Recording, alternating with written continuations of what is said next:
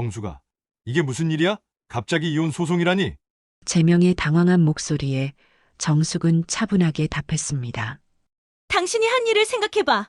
나한테 묻기 전에 먼저 스스로 반성부터 하고. 무슨 소리야? 내가 뭘 잘못했다는 거야? 재명의 뻔뻔한 반응에 정숙은 더욱 화가 났어요. 이율이라는 여자 알지? 더 이상 얘기 안 해도 무슨 소리인지 당신이 더 잘 알 텐데. 정수가, 그건 설명할 수 있어. 집에 가서 얘기하자. 아니? 더 이상 얘기할 것도 없어. 변호사를 통해서 연락해. 안녕하세요. 인생의 향기입니다. 이야기를 시작하기 전에 구독과 좋아요, 알림 설정 부탁드립니다. 그럼 이어서 사연 들려드리겠습니다. 윤정숙은 이른 새벽 5시 반에 일어나 남편 하재명의 아침 식사를 준비합니다. 30년이 넘도록 한 번도 거르지 않은 일상이었죠. 밥솥에서 나오는 따뜻한 김이 주방을 감싸고 정숙은 능숙하게 계란말이를 부치며 남편이 좋아하는 된장국을 끓입니다. 재명이 좋아하는 김치찌개보다는 속에 부담이 없는 된장국이 나이 들어가는 남편에게 더 좋다고 생각했거든요. 여보, 아침 먹어. 정숙이 상을 차리며 부르자 재명은 넥타이를 매며 식탁에 앉습니다. 오늘 회사에서 중요한 미팅이 있어서 늦을 수도 있어. 저녁은 밖에서 먹고 올게. 재명의 말에 정숙은 고개를 끄덕입니다. 중견기업 기획이사로 일하는 남편이 바쁜 건 당연한 일이니까요. 그럼 내가 미역국이라도 끓여놓을게. 술 마시고 들어오면 속이 쓰릴 텐데. 재명은 정숙의 말에 미소를 지으며 볼에 가벼운 키스를 합니다. 고마워, 정숙아. 나 없어도 심심하지 않게 친구들이라도 만나고 그래. 정숙은 남편의 등을 보며 손을 흔듭니다. 이런 일상이 정숙에게는 소중한 행복이었어요. 남편이 안정된 직장에서 가정을 책임지고 자신은 집안일에 전념하며 두 사람만의 평화로운 시간을 보내는 것 말입니다. 점심시간이 되자 정숙은 동네 친구들과 만나 수다를 떨었습니다. 우리 남편이 또 출장 간다고 하네. 요즘 회사 일이 많나 봐. 친구들은 정숙을 부러워했어요. 정숙이 남편은 정말 다정하다. 우리 남편은 집에만 있으면 트집 잡기 바쁘던데. 정숙은 속으로 뿌듯해했습니다. 남편이 밖에서 열심히 일하고 자신을 아껴주는 것이 자랑스러웠거든요. 저녁 8시가 되도록 재명은 집에 오지 않았습니다. 정숙은 혼자 간단히 저녁을 먹고 재명이 좋아하는 드라마를 틀어놓고 기다렸어요. 9시, 10시가 되어서야 재명이 술 냄새를 풍기며 집에 들어왔습니다. 미팅이 길어졌어. 고생했지? 정숙은 재명의 외투를 받아 걸어놓고 따뜻한 물을 가져다 줍니다. 괜찮아. 미역국 끓여놨으니까 한 그릇 먹어. 재명은 정숙이 끓인 미역국을 먹으며 오늘 있었던 일을 간단히 말해줍니다. 하지만 정숙은 뭔가 이상한 느낌을 받았어요. 오늘따라 남편의 이야기가 평소보다 자세하지 않고 시선도 어딘가 다른 곳을 향하고 있는 것 같았거든요. 하지만 그런 생각을 금방 털어버렸습니다. 30년 넘게 함께 살아온 남편을 의심한다는 건 말이 안 되니까요. 그날 밤 정숙은 재명 옆에 누워 천장을 바라보며 생각에 잠겼습니다. 요즘 남편이 예전보다 늦게 들어오는 일이 많아졌다는 걸 새삼 깨달았어요. 그리고 카드 사용 내역도 평소보다 많이 나오는 것 같았고요. 하지만 정숙은 이런 생각들을 곧 지워버렸습니다. 남편이 회사에서 승진도 앞두고 있고 중요한 프로젝트도 맡고 있으니까 바쁠 수밖에 없다고 스스로를 달랬죠. 다음 날 아침도 같은 일상의 반복이었습니다. 정숙은 남편의 아침을 준비하고 재명은 오늘도 늦을 것 같다며 나갔어요. 정숙은 남편이 나간 후 집안 청소를 하며 평범한 하루를 보냈습니다. 하지만 마음 한편으로는 뭔가 말로 설명할 수 없는 불안감이 스며들고 있었어요. 그날도 정숙은 평소와 같이 하루를 보냈습니다. 오후에 마트에서 장을 보고 집에 돌아와 저녁 준비를 하던 중 재명에게서 전화가 왔어요. 여보, 오늘 갑자기 부산 출장이 생겼어. 내일 아침 일찍 출발해야 해서 오늘 밤에 회사 근처 호텔에서 자야겠어. 정숙은 조금 아쉬웠지만 남편의 일을 이해했습니다. 그럼 내가 옷이라도 가져다 줄까? 아니야, 괜찮아. 회사에 여벌 옷이 있으니까 걱정하지 마. 재명이 집에 오지 않은 그날 밤, 정숙은 혼자 저녁을 먹으며 이상한 기분을 느꼈어요. 텅 빈 집이 평소보다 더 크게 느껴졌고 뭔가 공허함이 밀려왔습니다. 혼자 있는 시간이 많아지면서 자연스럽게 여러 가지 생각이 들었죠. 요즘 남편이 출장을 자주 가고 회사 일로 늦는 날이 많아진 것 같다는 생각 말입니다. 다음 날 아침 정숙은 우편함에서 카드 사용 내역서를 가져왔습니다. 평소에는 재명이 직접 확인하고 정리했는데 출장 중이니까 대신 확인해 보기로 했어요. 명세서를 펼쳐보던 정숙의 눈이 점점 커졌습니다. 백화점에서 사용한 금액이 평소보다 훨씬 많았거든요. 그것도 한 번이 아니라 여러 번에 걸쳐서 말이죠. 샤넬, 디올, 루이비통? 정숙은 자신도 모르게 중얼거렸습니다. 이런 명품 브랜드는 자신이 가져본 적도 없는 것들이었어요. 결혼 반지 외에는 제대로 된 액세서리도 없이 살아온 정숙에게는 너무나 생소한 브랜드들이었죠. 한 번에 300만 원, 500만 원씩 결제된 내역들을 보며 정숙은 당황했습니다. 처음에는 회사 동료들과의 접대 비용이거나 아니면 자신에게 줄 선물을 미리 산 것일지도 모른다고 생각했어요. 하지만 날짜를 자세히 보니 이상했습니다. 재명이 늦게 들어온 날들과 카드 사용 날짜가 거의 일치했거든요. 그리고 무엇보다 이상한 건 이런 고급 브랜드 매장에서 쇼핑한 후에도 집에는 아무것도 가져오지 않았다는 점이었습니다. 정숙은 마음을 진정시키려 노력했어요. 남편을 의심하는 자신이 이상하다고 생각했죠. 30년 넘게 한 번도 의심하게 만들거나 바람 피운 적 없는 남편을 왜 의심하는 건지 스스로에게 화가 났습니다. 하지만 마음 한편으로는 계속 불안감이 자리 잡고 있었어요. 그때 재명에게서 전화가 왔습니다. 여보, 부산 출장 잘 끝났어. 내일 아침에 집에 갈게. 정숙은 평소와 같이 대답했지만 목소리에서 미묘한 떨림이 있었어요. 고생했어, 여보. 좋아하는 갈비찜이라도 해놓을게. 재명은 기분 좋은 목소리로 답했습니다. 그래, 고마워.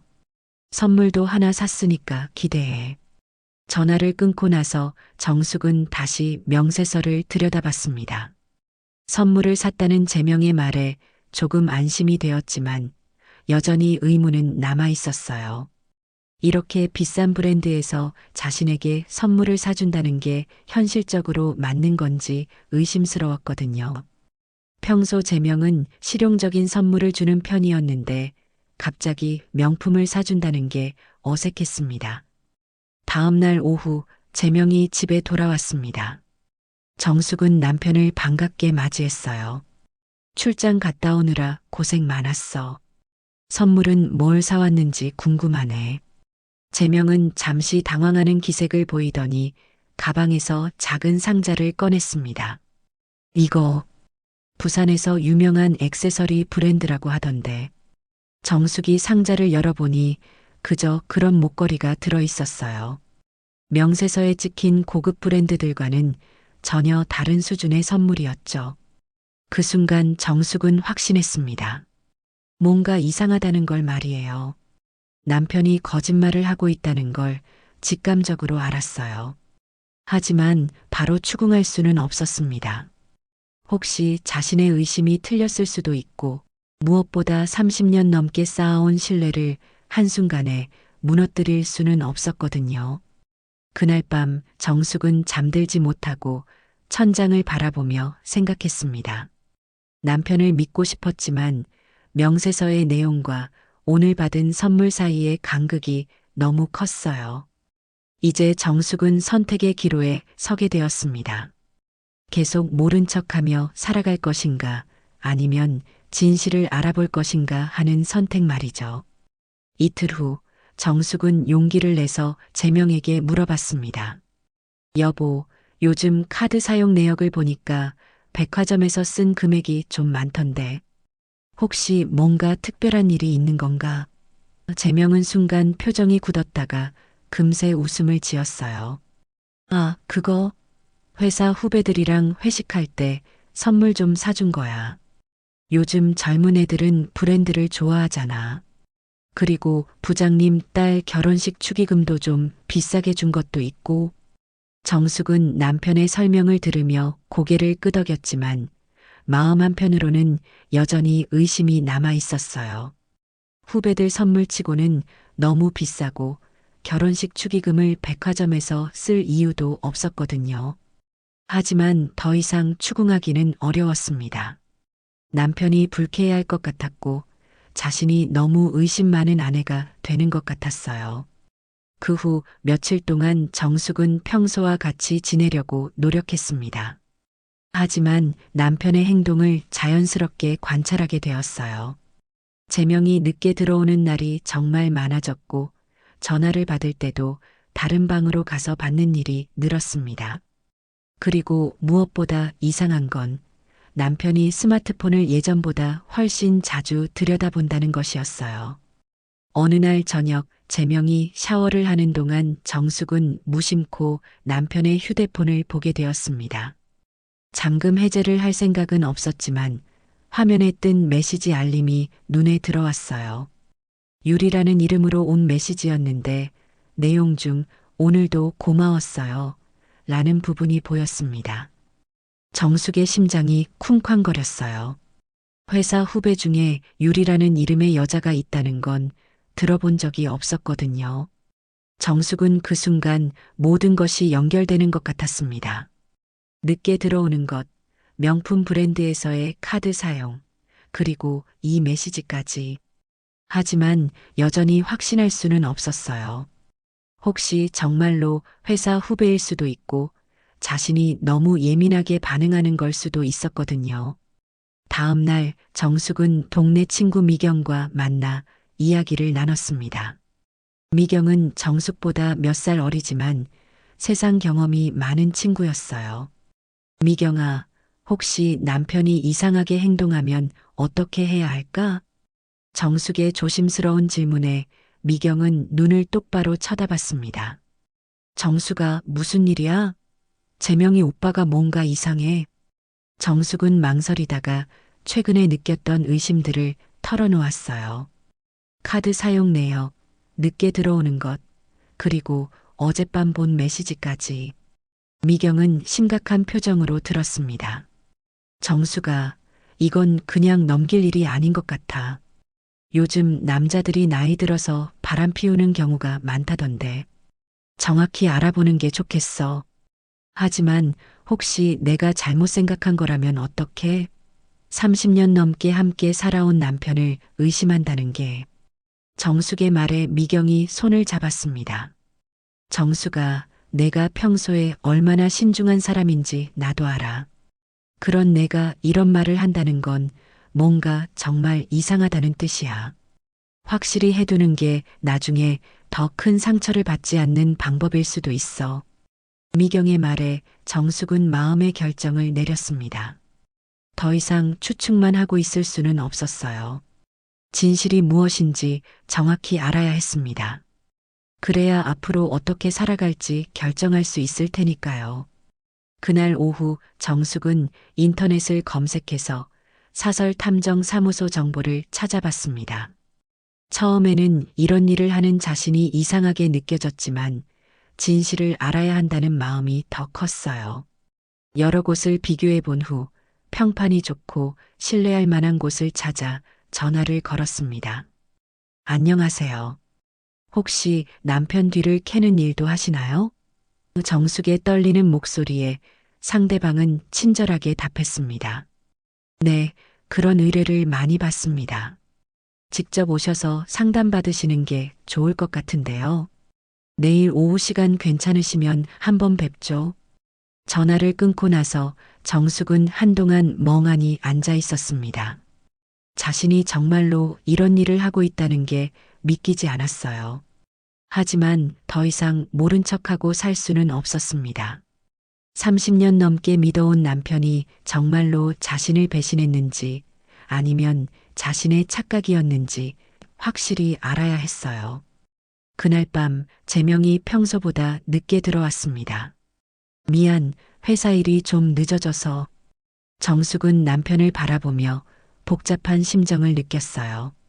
만약 자신의 의심이 맞다면 지금 이 순간에도 남편은 자신에게 거짓말을 하고 있는 것이었거든요. 다음 날 오후 정숙은 처음으로 탐정사무소를 찾아갔습니다.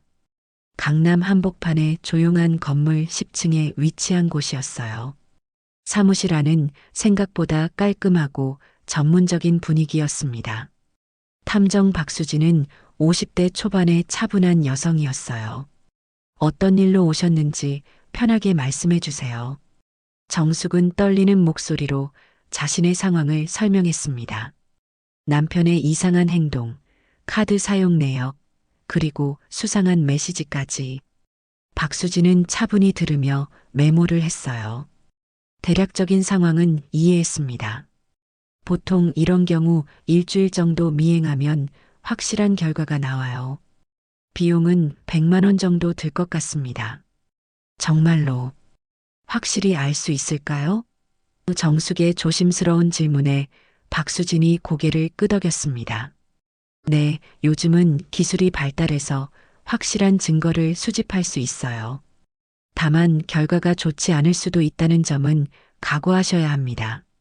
정숙은 잠시 망설이다가 계약서에 서명했어요. 이제 돌이킬 수 없는 길로 들어선 것 같았습니다. 일주일 후 박수진으로부터 전화가 왔습니다. 의뢰인님, 결과가 나왔습니다. 직접 오셔서 확인하시는 게 좋겠어요. 정숙은 가슴이 두근거리며 다시 탐정 사무소로 향했어요. 마음 한편으로는 자신의 의심이 틀렸기를 바랐지만 다른 한편으로는 이미 최악의 상황을 각오하고 있었습니다. 박수진은 정숙 앞에 사진들과 문서들을 펼쳐놓았습니다. 남편분은 이율이라는 37세 여성과 부적절한 관계를 유지하고 있습니다. 정숙은 사진을 보며 충격에 빠졌어요.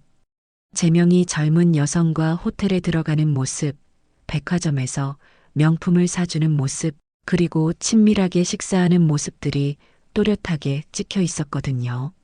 이 여자는 뷰티 인플루언서 지망생이라고 하는데 실제로는 별다른 직업이 없어 보입니다. 대신 SNS에는 활발하게 활동하고 있어요. 박수진이 태블릿으로 유리의 인스타그램을 보여주었습니다. 정숙은 화면을 보며 더욱 충격을 받았어요. 유리는 자신이 받은 명품 선물들을 자랑하며 능력 있는 남친 덕분에 행복해요 라는 글을 올리고 있었거든요. 정숙이 본 사진들 중에는 자신이 명세서에서 확인했던 바로 그 명품들이 있었습니다. 샤넬 가방, 디올 향수, 루이비통 지갑까지 모두 재명이 유리에게 사준 것들이었어요. 정숙은 자신도 가져본 적 없는 명품들을 다른 여자가 받고 있다는 사실에 분노와 슬픔을 동시에 느꼈습니다. 그리고 이게 가장 심각한 부분인데요. 박수진이 또 다른 서류를 꺼냈습니다. 남편분이 이 여자를 위해 사용한 돈이 지난 6개월 동안 2천만 원이 넘습니다. 호텔비, 식대, 명품 구입비, 그리고 제주도 여행비까지 포함해서요. 정숙은 그 금액을 듣고 현기증이 날 것 같았어요. 자신은 마트에서 1,000원 단위로 아끼며 살고 있는데 남편은 다른 여자를 위해 이런 돈을 쓰고 있었다니.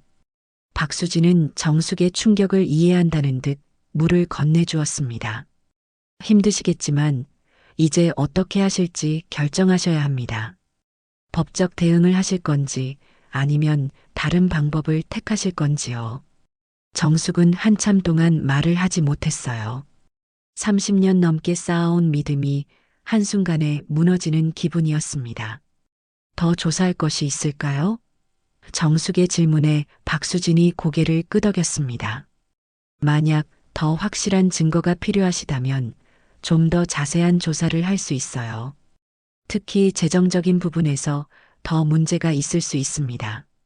정숙은 잠시 생각하다가 말했어요. 좀 더 알아봐 주세요. 정확히 어떤 일이 일어나고 있는지 모두 알고 싶어요.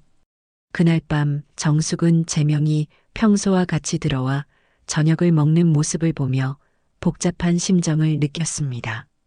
겉으로는 다정한 남편처럼 행동하지만 실제로는 다른 여자와 불륜을 저지르고 있는 남편을 보는 것이 견딜 수 없었어요.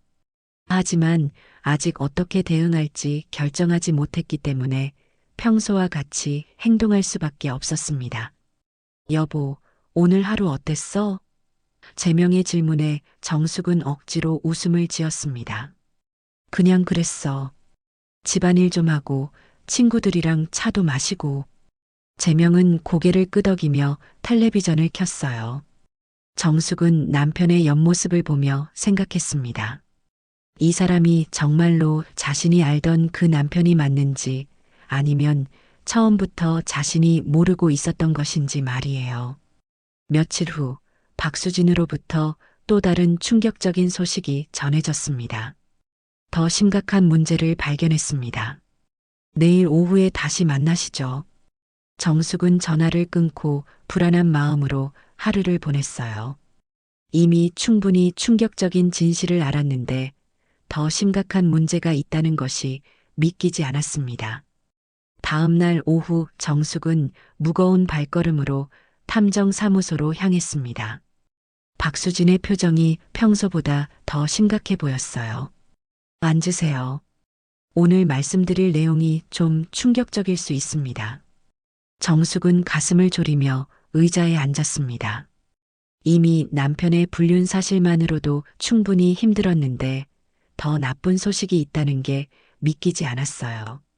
박수진이 새로운 서류들을 꺼내며 설명하기 시작했습니다. 남편분이 이 여자를 위해 쓴 돈의 출처를 조사해 봤는데 심각한 문제가 발견됐어요. 정숙은 긴장한 채로 들었습니다. 부동산 담보대출을 받으셨더군요. 그것도 부인 명의로 된 집을 담보로 해서요. 뭐라고요? 정숙은 자신의 귀를 의심했어요. 자신 명의로 된 집이라는 건 결혼 전에 부모님께서 물려주신 강남의 작은 아파트였습니다. 재명이 그 집을 담보로 대출을 받았다는 게 말이 안 되었어요. 그럴 리가 없어요. 제 도장이나 서명 없이는 불가능한 일 아닌가요? 박수진이 서류를 보여주며 설명했습니다. 보통은 그렇지만 남편분이 부인의 인감도장과 신분증을 이용해서 대출을 받은 것 같습니다. 물론 이건 명백한 문서 위조이자 사기 행위예요. 정숙은 그 말을 듣고 온몸에 힘이 빠지는 것을 느꼈어요. 남편이 단순히 바람을 피운 게 아니라 자신의 재산까지 훔쳐서 다른 여자에게 쓰고 있었다니. 대출 금액이 얼마나 되나요? 정숙의 떨리는 질문에 박수진이 답했습니다. 8천만 원입니다. 그리고 이미 상당 부분을 이 여자를 위해 사용했어요. 정숙은 머리가 하얘지는 것 같았어요. 8천만 원이라는 돈은 자신에게는 천문학적인 금액이었거든요. 그리고 그 돈이 모두 남편의 불륜 상대를 위해 쓰였다는 사실이 받아들여지지 않았습니다. 박수진은 정숙의 충격을 이해한다는 듯 잠시 기다려 주었어요. 더 놀라운 건 이 유리라는 여자가 자신의 SNS에 이런 내용을 올렸다는 겁니다. 박수진이 태블릿을 보여주며 유리의 최근 게시물을 보여줬어요. 새 아파트 계약금 마련됐다. 능력자 남친 최고. 라는 글과 함께 고급 아파트 사진이 올라와 있었습니다. 정숙은 그 글을 보며 분노가 치밀어 올랐어요. 자신의 집을 담보로 받은 돈으로 다른 여자가 새 집을 구하려 한다니 이런 일이 현실에서 일어날 수 있는 건지 믿기지 않았습니다. 이 여자는 제 남편이 기혼자라는 걸 알고 있나요? 정숙의 질문에 박수진이 고개를 끄덕였어요. 네, 분명히 알고 있습니다. 오히려 기혼 남성과의 관계를 즐기는 것 같아요. SNS에 유부남의 매력이라는 해시태그까지 사용하고 있거든요. 정숙은 그 말을 듣고 더욱 화가 났어요. 자신의 가정을 파괴하는 것도 모자라서 그걸 자랑스러워하고 있다니. 이런 뻔뻔한 여자가 세상에 있다는 게 믿기지 않았습니다. 박수진이 더 많은 증거들을 보여주었습니다. 재명과 유리가 함께 부동산 중개업소를 방문한 사진, 새 아파트를 보러 다닌 사진들까지. 정숙은 그 사진들을 보며 자신이 얼마나 바보였는지 깨달았어요. 남편이 출장이라고 하며 나간 날들에 실제로는 다른 여자와 세보금자리를 마련하고 있었던 거였습니다. 제가 어떻게 해야 할까요? 정숙의 절망적인 질문에 박수진이 차분히 답했습니다. 일단 법적 조치를 취해야 합니다. 남편분의 문서 위조와 횡령, 그리고 상간녀에 대한 손해배상 청구까지 가능해요. 하지만 무엇보다 빨리 대출 문제부터 해결하셔야 합니다. 정숙은 그날 오후 내내 탐정사무소에서 앞으로의 대응 방안을 논의했어요. 변호사 선임, 법적 절차, 그리고 재산 보호 방법까지. 모든 게 복잡하고 어려워 보였지만 이제는 더 이상 당하고만 있을 수는 없었습니다. 집으로 돌아가는 길에 정숙은 자신의 인생을 돌아봤어요. 30년 넘게 정말 한 남자만을 믿고 살아왔는데 그 모든 시간이 거짓이었다는 게 너무 슬펐습니다. 하지만 동시에 분노도 느꼈어요. 자신을 이렇게 배신한 남편과 뻔뻔하게 자랑까지 하는 그 여자에 대한 분노 말이죠. 그날 밤 재명이 평소와 같이 집에 들어왔을 때 정숙은 다른 사람이 된 것 같았어요. 겉으로는 평소와 같이 행동했지만 마음속으로는 이미 복수를 계획하고 있었습니다. 남편의 배신에 대한 대가를 치르게 하고 그 뻔뻔한 여자도 자신의 행동에 대한 책임을 지게 만들 거였어요. 여보, 오늘 하루는 뭐하고 지냈어? 재명의 질문에 정숙은 차분히 답했습니다. 그냥 그랬지 뭐. 내일부터는 더 바빠질 것 같지만. 재명은 무슨 뜻인지 몰라 하며 고개를 갸웃거렸어요. 하지만 정숙은 더 이상 설명하지 않았습니다. 곧 모든 걸 알게 될 테니까요. 그날 밤 정숙은 잠들지 못하고 천장을 바라보며 눈물을 흘렸습니다. 30년 넘게 쌓아온 모든 것이 한순간에 무너져 내린 기분이었어요. 옆에서 평온하게 잠든 재명을 바라보며 이 사람이 정말 자신이 알던 그 남편이 맞는지 의심스러웠습니다. 어떻게 이렇게 태연하게 잘 수 있는 건지, 양심이라는 게 정말 없는 건지 이해할 수 없었어요. 새벽 4시가 되어서야 정숙은 간신히 잠들었지만 2시간도 안 되어 깨어났습니다. 악몽을 꾼 것 같았지만 기억이 나지 않았어요. 다만 가슴이 답답하고 숨쉬기가 힘들었습니다. 평소와 같이 남편의 아침을 준비해야 했지만 손에 힘이 들어가지 않았어요. 계란을 깨뜨리려다가 그릇째 바닥에 떨어뜨리고 말았습니다. 재명이 일어나서 부엌으로 나왔을 때 정숙은 바닥에 깨진 그릇을 치우고 있었어요. 괜찮아? 어디 다쳤어? 재명의 걱정스러운 목소리에 정숙은 고개를 저었습니다. 아니야, 그냥 손이 미끄러져서. 하지만 내심으로는 이런 척하는 남편이 역겨웠어요. 진짜 걱정된다면 왜 이런 짓을 했을까 싶었거든요. 아침을 간단히 먹은 재명이 회사로 나가고 나서 정숙은 혼자 앉아 생각에 잠겼습니다. 앞으로 어떻게 살아가야 할지 막막했어요. 법적 대응을 한다고 해도 시간이 오래 걸릴 것이고 그 사이에 남편과 계속 한 집에서 살아야 한다는 것도 견딜 수 없었습니다. 무엇보다 자식들에게 이런 일을 어떻게 말해야 할지 모르겠었어요. 점심때가 되어서 친구 미경이 전화를 걸어왔습니다. 정수가 어제 탐정한테 결과 들었다며? 어떻게 됐어? 정숙은 한동안 말을 못했어요. 실제로 일어난 일을 말로 표현하기가 어려웠거든요. 미경아, 정말 최악이야. 바람 피우는 것만이 아니라 우리 집까지 담보로 잡았어. 미경은 그 말을 듣고 깜짝 놀랐습니다. 뭐라고? 정숙이 집을? 그럼 지금 정숙이 갈 곳이 없어질 수도 있다는 거야? 정숙은 그제야 현실을 제대로 깨달았어요. 만약 대출금을 갚지 못하면 정말로 집을 잃을 수도 있다는 것을 말이죠. 미경아, 나 어떻게 해야 할까? 정말 모르겠어. 오후에 정숙은 박수진이 소개해준 김서연 변호사를 만나러 갔습니다. 서연은 30대 초반의 젊은 여성 변호사였는데 이혼 전문으로 일하고 있었어요. 어머님 상황을 대략 들었는데 정말 화가 나네요. 이런 경우가 요즘 많아지고 있어서 더 안타까워요. 서연의 따뜻한 말에 정숙은 눈물이 났습니다. 제가 뭘 할 수 있을까요? 30년 넘게 집안일만 하다가 이런 일을 겪으니까 아무것도 모르겠어요. 정숙의 말에 서연이 차근차근 설명해 주었어요. 일단 남편분에게 이혼 소송과 재산 분할, 그리고 횡령 혐의로 형사 고발을 할 수 있어요. 상간녀에게는 손해배상 청구도 가능하고요. 서연은 정숙에게 앞으로의 절차와 필요한 서류들을 자세히 설명해 주었습니다. 하지만 모든 과정이 복잡하고 오래 걸릴 것 같았어요. 가장 중요한 건 어머님의 의지예요. 끝까지 싸우실 각오가 되어 있으신지 물어보고 싶어요. 서연의 질문에 정숙은 잠시 망설였습니다.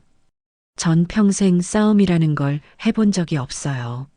남편이 하자는 대로, 시부모님이 하자는 대로 따라왔거든요. 이제 와서 싸울 수 있을지 모르겠어요. 정숙의 솔직한 말에 서연이 손을 잡아주었어요. 어머님, 지금까지 참고 사신 것만으로도 충분히 강한 분이세요. 이제는 어머님을 위해 싸우셔야 할 때예요.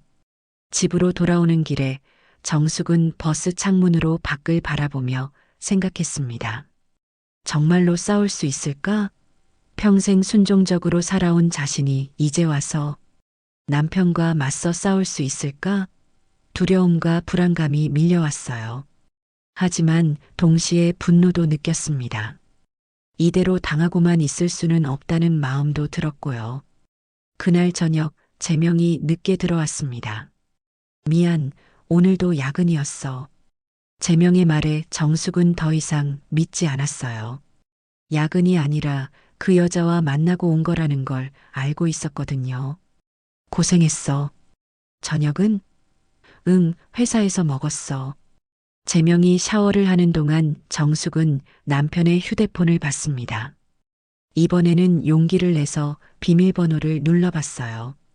다행히 자신의 생일로 되어 있었습니다. 메시지를 확인해 보니 유리와 주고받은 대화들이 가득했어요. 오늘도 고마웠어. 새집 계약 언제 할까? 곧 할 수 있을 거야. 조금만 더 기다려. 정숙은 그 대화를 보며 온몸이 떨렸습니다.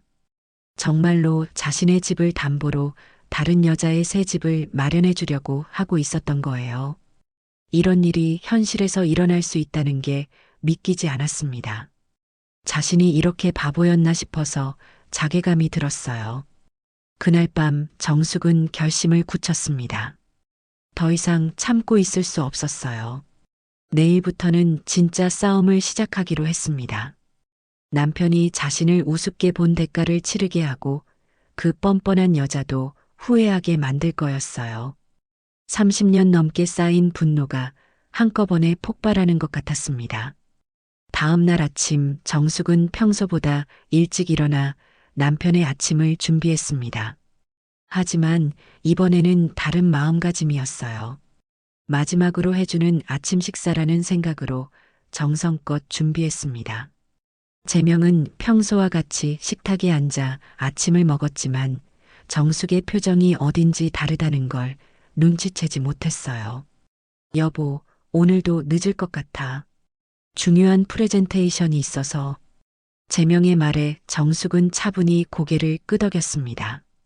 그래, 열심히 하고. 재명은 정숙의 덤덤한 반응을 이상하게 여겼지만 시간이 늦어서 서둘러 나갔어요. 정숙은 남편이 나간 후 창문으로 그의 뒷모습을 바라보며 속으로 말했습니다. 이제 정말 끝이야. 오전 10시 정숙은 김서연 변호사 사무실로 향했습니다. 서연은 이미 모든 서류를 준비해 놓고 기다리고 있었어요. 어머님, 마음의 준비는 되셨나요? 서연의 질문에 정숙은 단호하게 답했습니다. 네, 끝까지 해보겠어요. 더 이상 당하고만 있을 수는 없어요. 서연은 정숙과 함께 앞으로의 전략을 세웠습니다. 먼저 재명에게 이혼 소송과 재산 분할 청구, 그리고 무단으로 부인 명의 재산을 담보로 대출받은 것에 대한 횡령 혐의로 형사고발을 하기로 했어요. 동시에 상간녀 유리에게는 정신적 피해에 대한 손해배상 청구를 하기로 했습니다.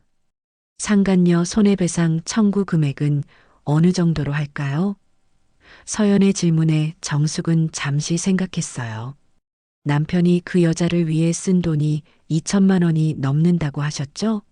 그럼 그 2배인 4천만 원으로 청구해요.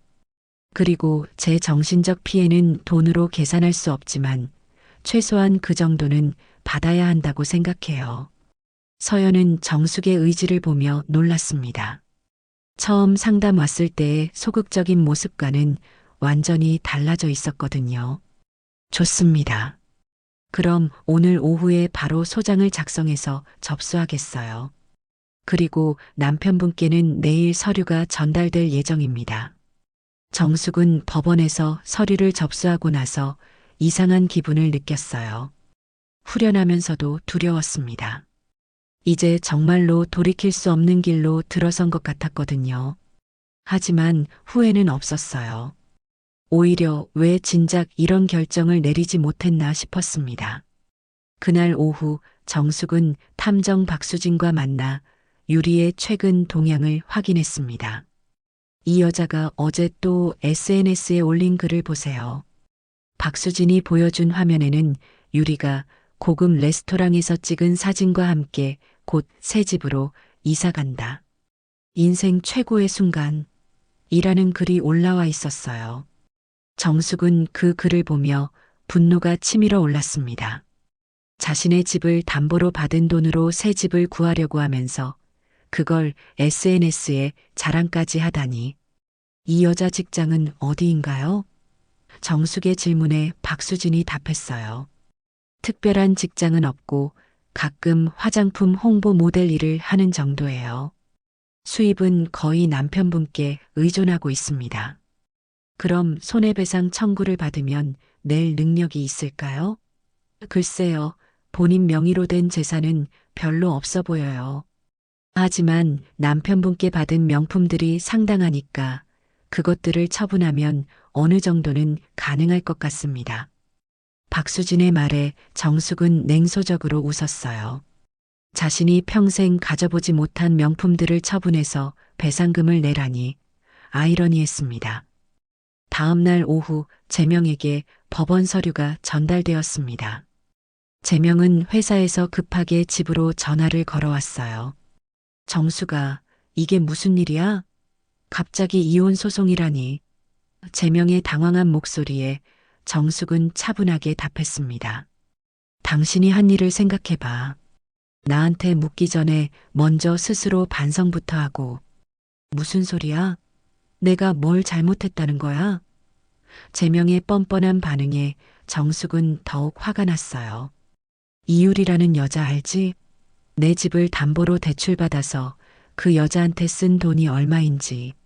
아니, 정숙의 말에 재명은 한동안 말을 못했습니다. 자신의 모든 것이 들통났다는 걸 깨달은 거죠. 정수가 그건 설명할 수 있어. 집에 가서 얘기하자. 더 이상 얘기할 것도 없어. 변호사 통해서 연락해. 정숙은 전화를 끊고 나서 속이 시원했어요. 드디어 그동안 참았던 말을 다 한 것 같았습니다. 정숙은 자식들에게도 더 이상 숨길 수 없어 모든 것을 털어놓았습니다. 이야기를 듣고 충격에 빠졌으면서도 가족을 위해 희생하며 지켜온 엄마인 정숙과 함께할 것이니 걱정하지 말라고 정숙을 다독였습니다. 저녁 8시쯤 재명이 집에 들어왔습니다. 평소와는 다른 초조한 표정이었어요. 정수가 진정하고 얘기해보자. 이혼까지 할 필요는 없잖아. 재명의 말에 정숙은 냉정하게 답했습니다. 당신이 그 여자와 헤어지고 내 집 담보대출도 정리하고 그동안 쓴 돈도 모두 돌려놔. 그럼 생각해 볼게. 그건 시간이 좀 필요해. 재명의 우물쭈물하는 반응에 정숙은 확신했어요. 이 사람에게는 정말로 자신보다 그 여자가 더 중요하다는 것을 말이죠. 그럼 법정에서 봅시다. 정숙은 더 이상 대화하지 않았습니다. 그날 밤 재명은 여러 번 정숙을 설득하려 했지만 소용없었어요. 정숙의 마음은 이미 굳어져 있었습니다. 오히려 재명의 변명을 들을수록 더욱 확신이 섰어요. 이 사람과는 더 이상 함께 살 수 없다는 것을 말이죠. 며칠 후 유리에게도 손해배상 소장이 전달되었습니다. 유리는 당황해서 재명에게 전화를 걸어 소리를 질렀다고 해요. 하지만 재명도 자신의 문제로 정신이 없는 상황이었습니다. 정숙은 그 소식을 들으며 처음으로 복수의 쾌감을 느꼈어요. 한 달 후 법정에서 첫 번째 조정이 열렸습니다. 정숙은 김서연 변호사와 함께 법정에 들어갔어요. 재명은 자신의 변호사와 함께 앉아 있었는데 한 달 사이에 많이 초췌해진 모습이었습니다. 조정위원은 양측의 주장을 들은 후 재명에게 물었어요. 피신청인은 신청인 명의의 부동산을 무단으로 담보로 제공한 사실을 인정하십니까? 재명은 한동안 망설이다가 고개를 끄덕였습니다. 네, 인정합니다. 그 순간 정숙은 마음이 복잡했어요. 남편이 자신의 잘못을 인정하는 모습을 보니 30년의 세월이 떠올랐습니다. 하지만 이미 돌이킬 수 없는 지경까지 온 것 같았어요. 조정 과정에서 재명의 변호사는 일시적인 실수였다며 선처를 호소했지만 서연은 준비해온 증거들을 차례로 제시했습니다. 유리의 SNS 게시물들, 호텔 출입 기록, 명품 구매 내역까지. 조정위원도 재명의 행동이 단순한 실수가 아니라는 걸 분명히 인식하는 것 같았어요. 피신청인은 상간녀와의 관계를 정리할 의사가 있습니까? 조정위원의 질문에 재명은 정숙을 바라보며 답했습니다. 네, 이미 정리했습니다. 하지만 정숙은 그 말을 믿지 않았어요. 며칠 전 탐정 박수진으로부터 들은 바로는 여전히 유리와 연락하고 있다고 했거든요. 한편 유리에 대한 손해배상 소송은 더욱 순조롭게 진행되었습니다. 유리는 처음에는 아무것도 모르고 사귄 거였다며 억울함을 호소했지만 그녀의 SNS에 기혼 남성과의 불륜을 자랑하는 게시물들이 증거로 제시되자 할 말이 없어졌어요. 특히 유부남의 매력이라는 해시태그를 사용한 게시물들은 그녀가 재명의 기혼 사실을 뻔히 알고 있었다는 결정적 증거가 되었습니다. 유리의 변호사는 의뢰인의 경제적 능력이 부족하다며 배상 금액 감액을 요청했지만 서연은 유리가 받은 명품들의 목록을 제시하며 반박했어요. 피고는 원고의 남편으로부터 총 2천만 원 상당의 금품을 받았으며 이는 모두 원고 명의 재산을 담보로 한 불법 대출로 조달된 것입니다. 따라서 충분한 배상 능력이 있다고 판단됩니다. 2달 후 판결이 내려졌습니다. 재명과의 이혼은 정숙의 청구가 거의 전부 인정되었어요. 위자료 5천만 원, 재산 분할로 아파트와 예금의 70%, 그리고 무단 담보 제공에 대한 손해배상까지. 제명은 법정에서 고개를 떨군 채 아무 말도 하지 못했습니다. 유리에 대한 손해배상 소송도 정숙의 승소로 끝났어요. 4천만 원의 손해배상금과 함께 향후 제명과의 접촉 금지 명령까지 내려졌습니다. 유리는 판결 직후 자신의 SNS 계정을 모두 삭제했어요. 그리고 그동안 자랑하던 명품들을 경매에 내놓기 시작했습니다. 정숙은 승소 소식을 듣고 나서도 기쁘기보다는 허전한 마음이 컸어요. 30년의 결혼 생활이 법정에서 끝나버린다는 게 어이가 없었습니다. 하지만 동시에 홀가분한 기분도 들었어요. 더 이상 거짓말하는 남편을 지켜봐야 할 필요도, 그의 뒤치다꺼리를 해야 할 이유도 없어졌으니까요. 제명은 판결 후 회사에서도 징계를 받았습니다. 불륜 사실이 알려지면서 승진은 물론 조기 퇴직까지 압박받게 되었어요. 그가 그토록 자랑하던 사회적 지위도 하루아침에 무너져 버린 것입니다. 정숙은 그 소식을 들으며 복잡한 심정을 느꼈어요. 복수는 달성했지만 그것이 주는 만족감은 생각보다 크지 않았습니다. 유리는 모든 명품을 팔아서 배상금을 마련했지만 그것만으로는 부족했어요.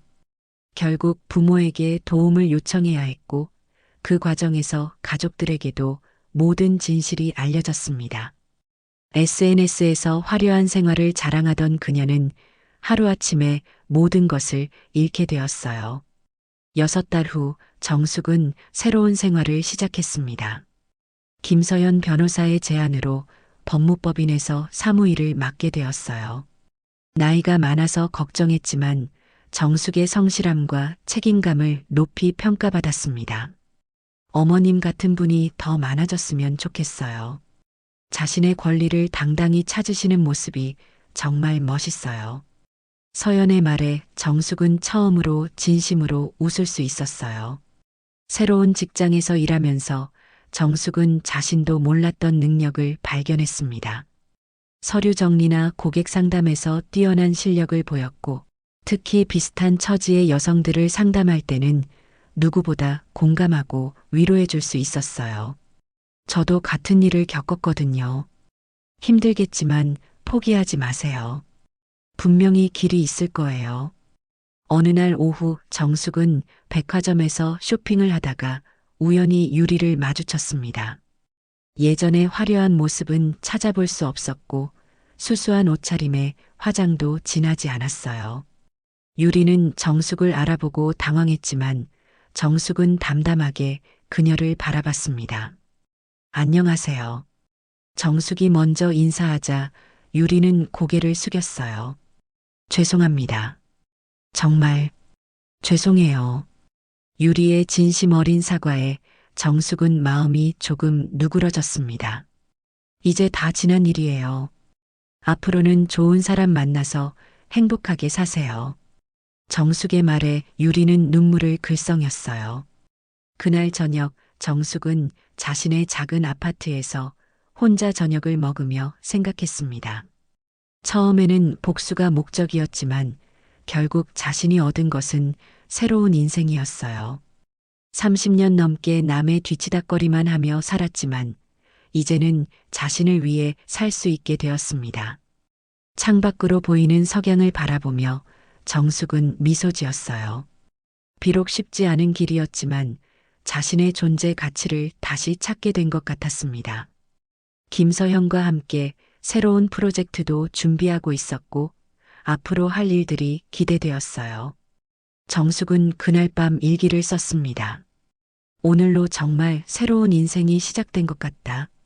힘들었지만 포기하지 않길 잘했다. 이제는 누구를 위해서가 아니라 나를 위해 살아갈 수 있을 것 같다. 펜을 놓고 나서 정숙은 깊은 잠에 빠져들었어요. 오랜만에 편안한 잠이었습니다.